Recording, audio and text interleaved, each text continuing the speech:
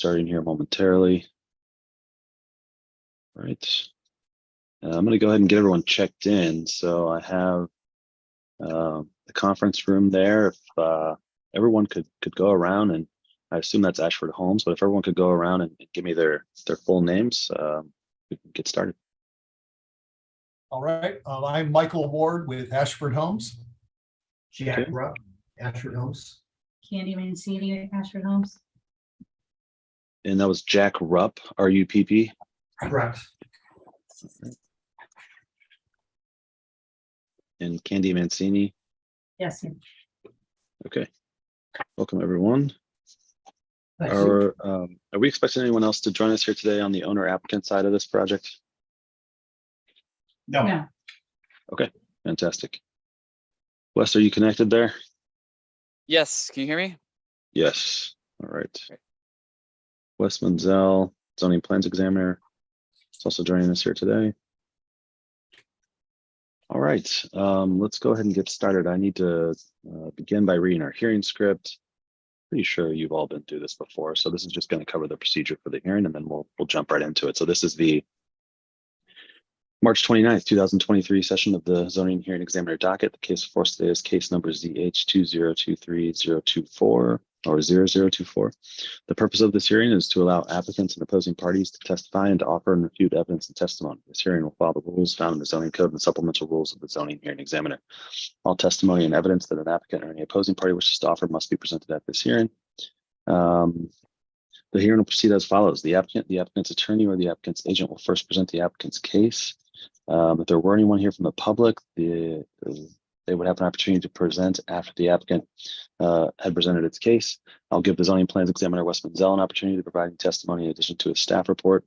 In the event that any party testifies or offers argument in opposition to this application, the applicant will have an opportunity to rebut that testimony and or argument that was offered in opposition.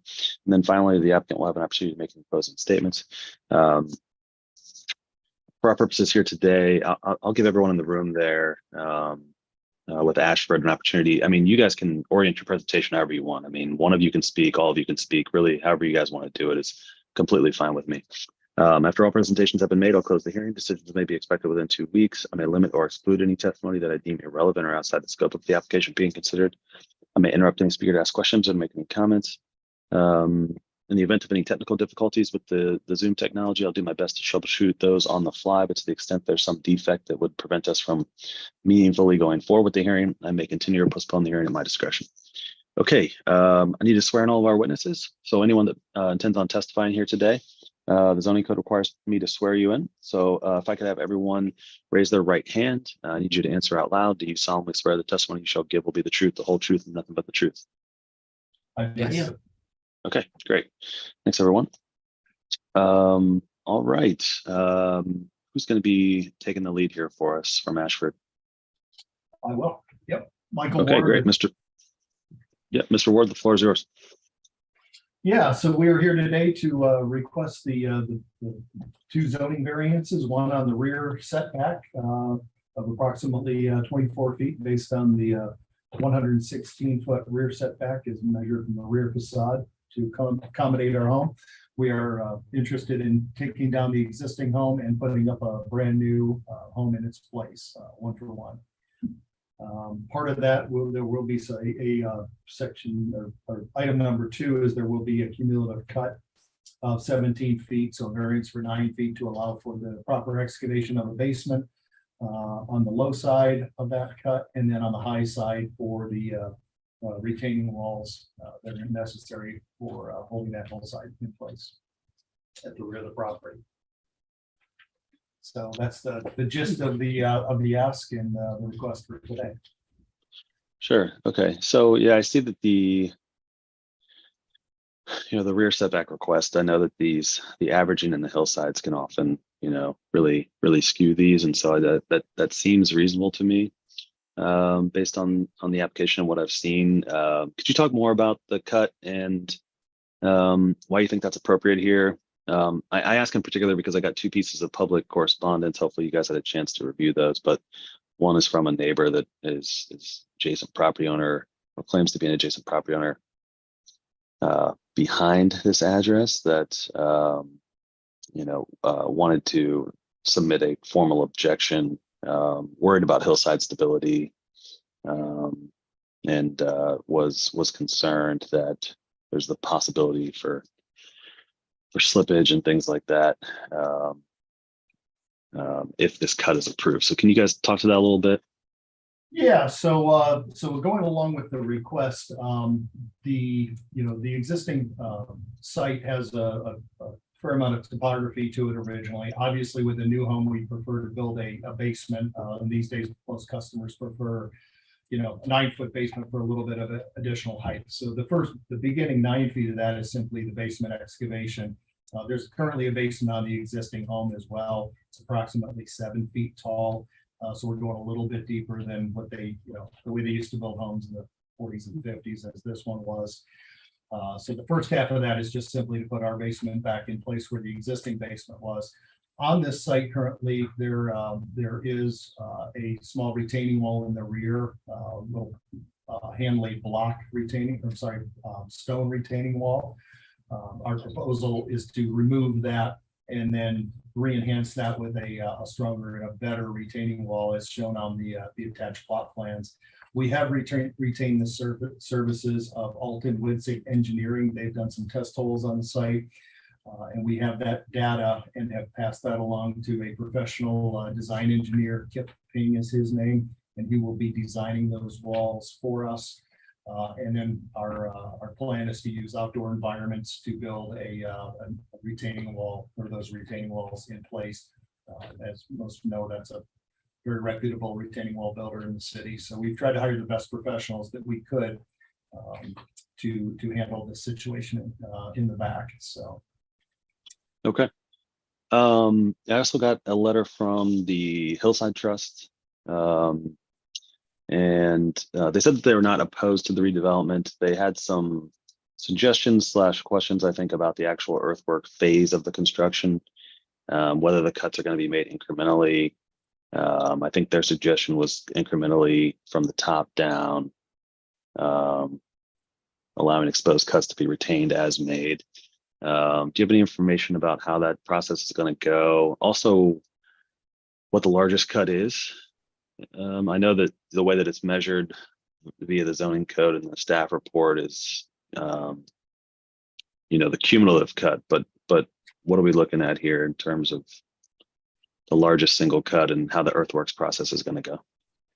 Yeah, so the upper wall is approximately a 3-foot wall, so a fairly small wall on the utmost side of the hill from existing grades. The lower one is in the looks like 7-foot range. And I did read through the Hillside Trust letter. We don't fundamentally have a problem with adhering to that. I would defer that to my soil engineers, Alton Witzig, because again, they're the professionals when it comes to this type of thing, and also the design engineer, a professional engineer named Kip Ping, who's going to do the design in conjunction with Alton Witzig. We will also have these cuts and retaining walls monitored by Alton Witzig while we are doing that work on site as well, just to verify slope stability and adherence to the concerns that were raised here. So gotcha. That's okay. That's what our proposal is. So yeah, 2-tiered wall system, 1 7-foot tall, 1 3-foot tall, as shown on that plan. And if the request is to begin at the top and work their way down, no problem on our end. I'm not a professional engineer, so I'd like to get those professionals in place to, monitor that and verify that that's the best practice for that. So. Gotcha. Are you aware? Is there one 17-foot cut here that's necessary? No. Do you know? No. The way that cut works is from the highest point of disturbed earth on this lot to the lowest point of disturbed earth gets you that 17, and that's why I mentioned the basement itself will be 9 feet of that. So the remainder is the distance to those upper retaining walls to the very bottom of the basement excavation. So that's our proposal would be to come and begin with the house excavation, build those walls, bring it up out of the ground for stability, and then install the retaining walls as step 2 in the Gotcha. rear. Okay. Anything else now from from anyone else in the Ashford room? No, I don't think so. Okay, great. Wes? Sure. Okay. I can probably add a little more detail to what was mentioned about the cut and fill.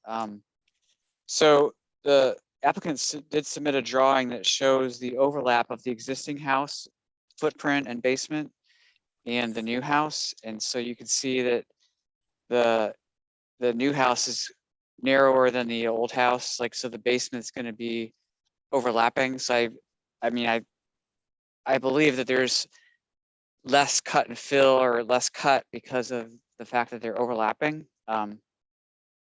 And then I would also note that the garage is unexcavated underneath it. So you have like a tiered effect on the lower level. Like the garage is noted to be at 578 above sea level. So the actual cut, if you look at the side view drawing I put in my report, the Page 6. cut, yeah, page 6, the cut, you know, where the garage is going to be is actually only about 4 feet from the 582 grade down to 578 for the garage slab. And so the overall 17-foot cut is from the bottom of the upper retaining wall. They've got 2 retaining walls proposed in the rear to help with the stability of the slope.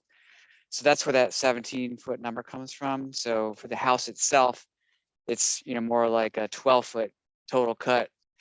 And again, the direct cuts are, I think, 4 feet in the rear, and then I was trying to figure this out on the front. It's a little challenging because they're overlapping the existing house. So I think there would be a maximum of 6 or 7 foot cut in the front, but I would want to confirm that with more analysis. But so those are a couple things I wanted to highlight on the cut and fill. Okay.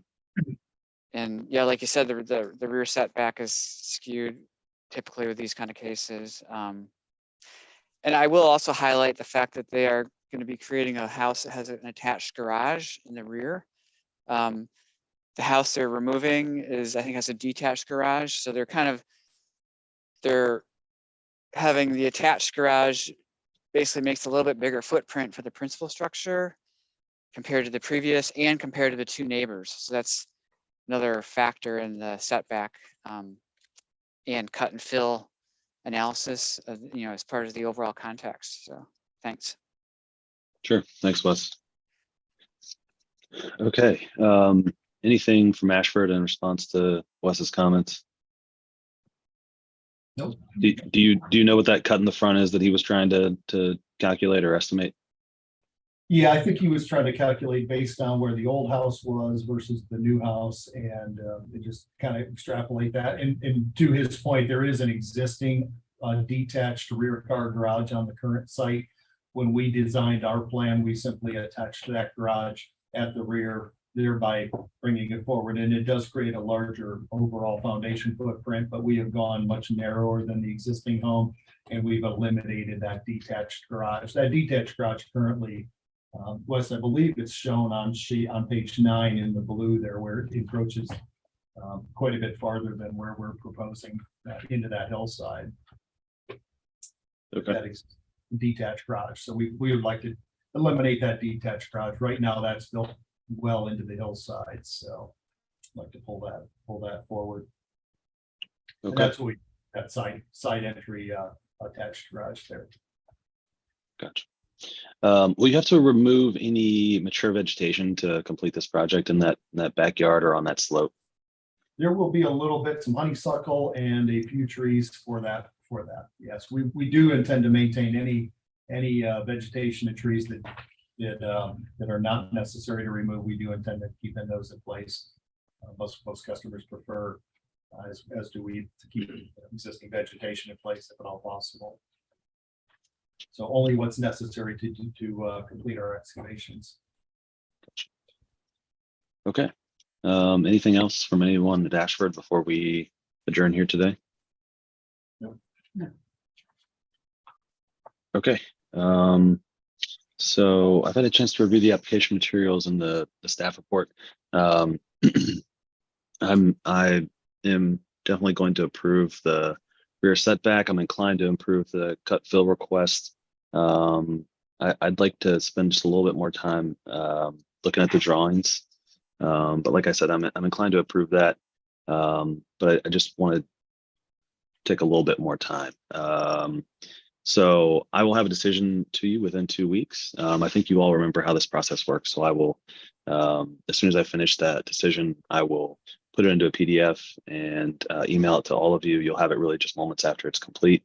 As soon as you have that, assuming that it is all approved, you'll be able to work with Wes to move forward on the permitting.